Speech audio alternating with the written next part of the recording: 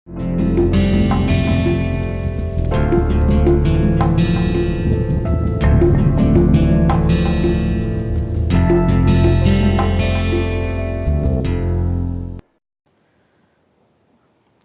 in the last talk we were discussing these confusions about diagnostic labels, but as I said, once we describe and we label it, what do we do? Do we have, though we do not have a causative classification like medicine, but do we investigate? Are there any investigations? Because this is a very common question every doctor is asked and every psychologist is asked, and even people who are into science, they ask whether you can investigate schizophrenia, whether you can know whether schizophrenia is there or bipolar. But unfortunately, there are no biological, there are tests, there are robust findings, but unfortunately, they are all restricted to research. We, for most of the illnesses, barring a couple of other illnesses which we will talk about in the last series of lecture, where it's like sleep disorders and other thing, where we can definitively find a indicator, but the biomedical or electrophysiological or imaging findings which we do for psychiatric illnesses, they have lot of overlap with other condition. And so, if you ask me whether, or any doctors ask if there is a single test which can prove that this is schizophrenia, unfortunately no. Maybe as I said in the last lecture also, another 20 years will change the whole shape, where we are able to tell the causative links and the other biochemical links and biochemical markers. The hunt is on, but till that time, but that is as far as primary psychiatric illnesses are concerned. The primary psychiatric illnesses, where there is a illness which has a certain description, which is the experiential state of mind of the person, and does not have any other causative thing. But there are secondary psychiatric illnesses also.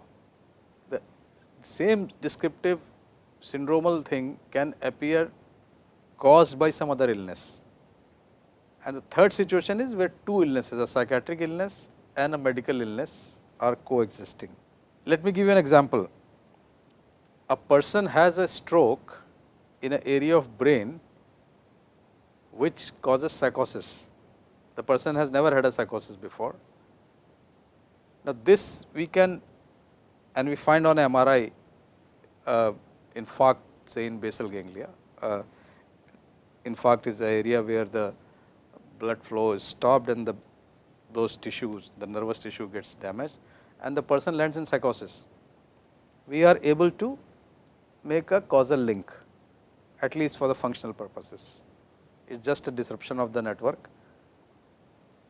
A person, so this is like secondary psychiatric illness.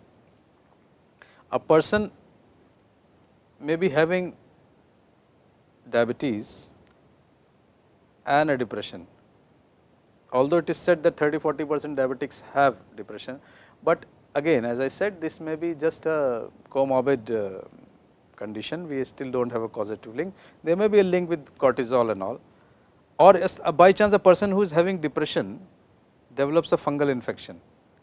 So, they may not be related, although it is said that when you are depressed into the field of psychoneuroimmunology, that your fighting power, your whole immune system goes deranged, but that is still not proven. So, primary psychiatric illness, secondary psychiatric illness and comorbidity. So, let us take neurology.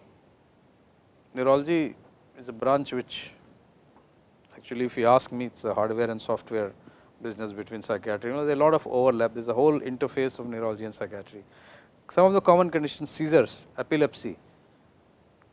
Now, if you take something called complex partial seizure or temporal epilepsy, which manifests a repetitive behavior with the altered sensorium, it can overlap a lot of psychosis. Cerebrovascular accident, I just give you an example. Sometimes the beginning of meningitis or encephalitic infections is exhibited by altered behavior, by memory loss, sudden memory loss, people not able to concentrate, frank depression, frank psychosis, movement disorders.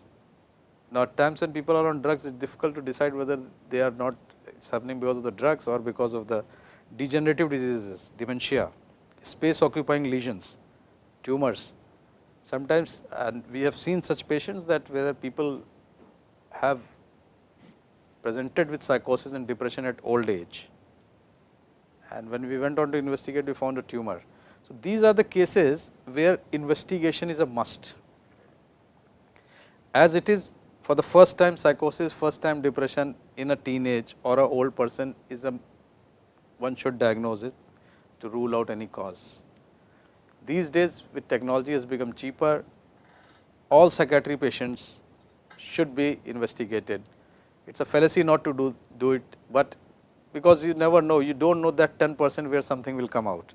So, a EEG in seizures will rule out whether it is a psychosis or temporal lobe epilepsy. CSF examination, lumbar puncture, cerebrospinal fluid, the variation in protein, glucose in cells will tell you any indication of CNS infection. CT, MRI, as I said, PET is a costly investigation. They often tell us any structural problem, especially with things like neurocysticercosis, where this small dying or alive cysts on in the multiple cysts in the brain can mimic complex partial seizures, but can mimic psychiatric illness also. Because after all, if you look at it, the behavior is coming from the same brain. Whether the symptoms are caused by aberrant firing in the circuit on its own because of the disturbance of electrochemical dysfunction, or because of something external by a cyst there or a tumor there, or by lack of blood flow there, which suddenly deranges the switch. So, it is like a grid. Now, the whole grid may go on a different firing, or a part of that grid may be firing differently, creating psychiatric illness, which happens spontaneously, we do not know why, which is a primary psychiatric illness. In the places where we know that there is some problem with the switch or some circuit is gone wrong, then there is a secondary psychiatric illness, which we can see on MRI, CT scan or CSF. A small thing like hyponatremia. Hyponatremia is the sodium and potassium and calcium and chloride are in a certain range in body. So, in old people, especially in people who are, a lot of physicians see them, they are antihypertensive, they are not eating salt with a myth that you should not eat too much salt, then comes summer and then you lose a lot of sweat, lot of salt in the sweat, you are not eating salt, suddenly sodium goes beyond a certain level and there is no definite threshold, it varies from person to person.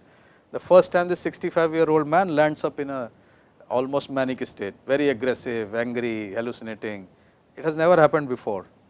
So, we can think it is a primary psychiatric illness, but we should think first that it is a medical illness, and you get your sodium assessed, you find it is 120.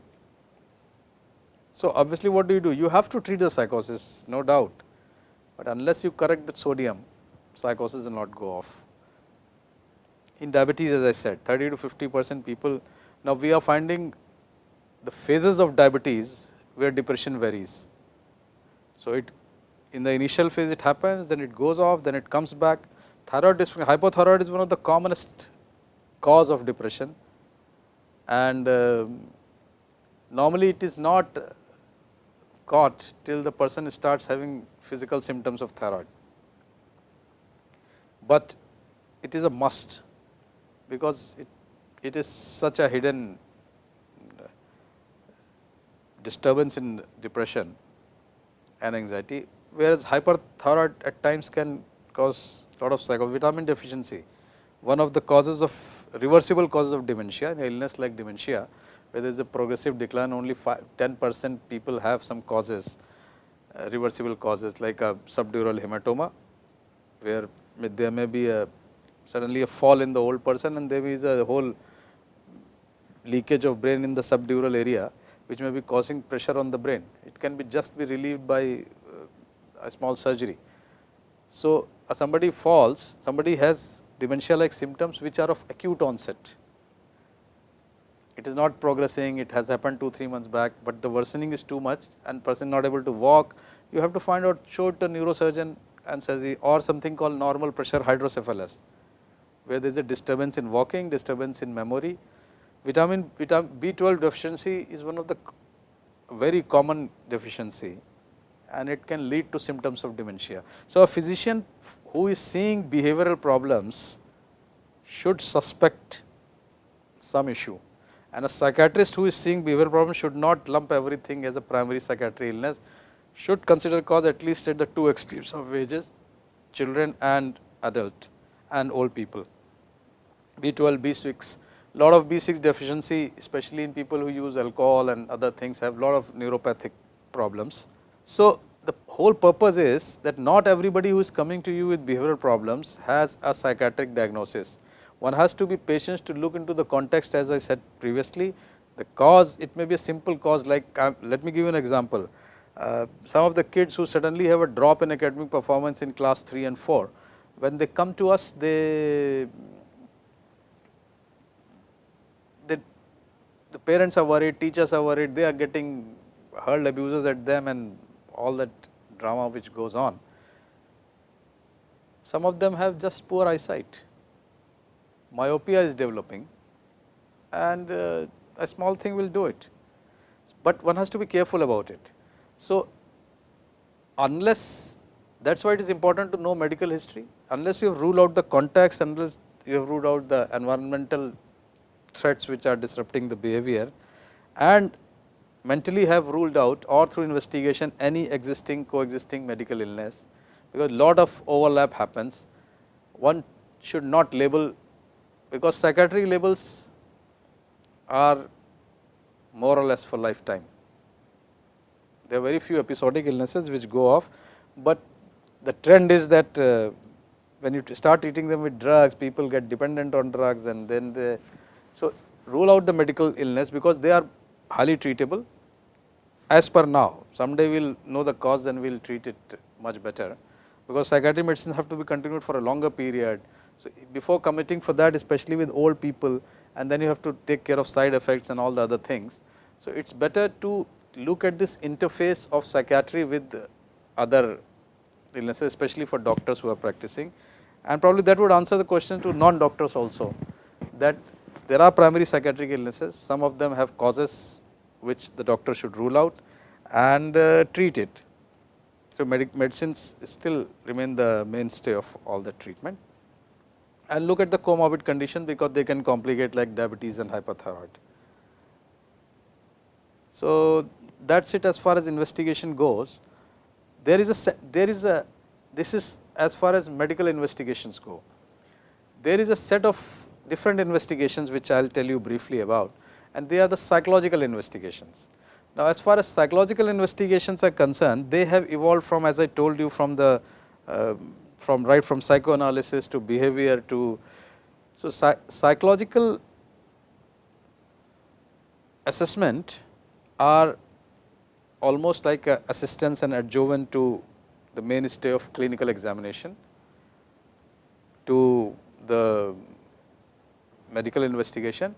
So, some of the common investigations, like some of them are called projective tests. They are very useful with children. Now, projective tests use the premise of defense mechanisms, and they are supposed to provide a stimulus in an open-ended fashion to which the person responds, and the analysis of that tells you the underlying unconscious mechanisms. Like one of them is a Rorschach in ink blot test. There are 10 cards which ink has been put in a certain pattern, the person is given, the person's response is recorded, and then on second inquiry the reasons for those response, which judges the emotion level, the movement and the major characters. Similarly, a proper scientific analysis of it has been evolved, which gives you interpretation whether it is on the what is happening at the unconscious level, whether it is in a psychotic dimension or mood dimension, which gives you a fillip or a support to your clinical diagnosis. Like thematic perception test, where cards are shown and the person is asked to write a story. It is a unstructured thing, and that story is analyzed on the basis of protagonist and the feeling towards the protagonist. Similarly, a childhood version of it called childhood perception test is useful. The other things which are there to like MMPI or 16 PF, which are used to assess the personality factors. Now, personality is not a unitary construct. There are various dimensions to personality, and these questionnaires and the various tests bring out those factors. Intelligence tests like Stanford Binet, Wechsler's and Indian version like Bhatia Intelligence Battery, they are also been devised to check intelligence. They are very useful for children actually, where certification IQ is required, or to understand the delay in growth, which focus both on the verbal as well as the performance, both quotients. So, intelligence, as I said, is not a unitary thing, it is into multiple dimensions of verbal and performance and emotional intelligence. And so, these questionnaires and these performance tests, they all measure, and probably their reports helps us in clinical diagnosis. The other thing which is being used in research for quantifying all this behavior are called rating scales.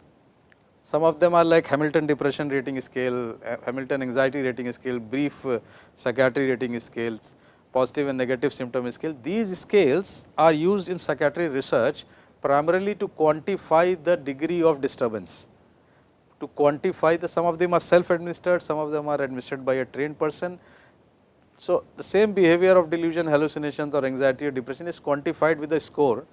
This helps in one, quantifying at the baseline level, looking at the prognosis, looking at the treatment, the response to treatment and predicting, but these are largely one does not use in clinical sense, they are largely restricted to research. So, overall put together, if you ask me, the whole thing of this introduction to the clinical aspect, we will follow about the illnesses in next 2 weeks.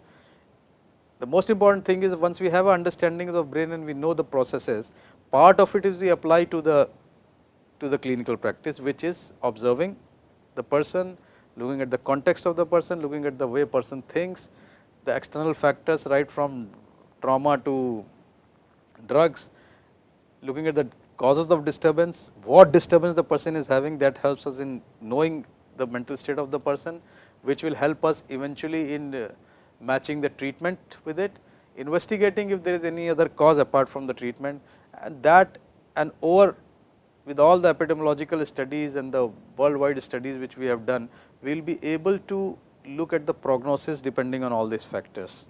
So, that is it for now, and from next week we will look at specific illnesses and try to explore the treatment and causes. Thank you.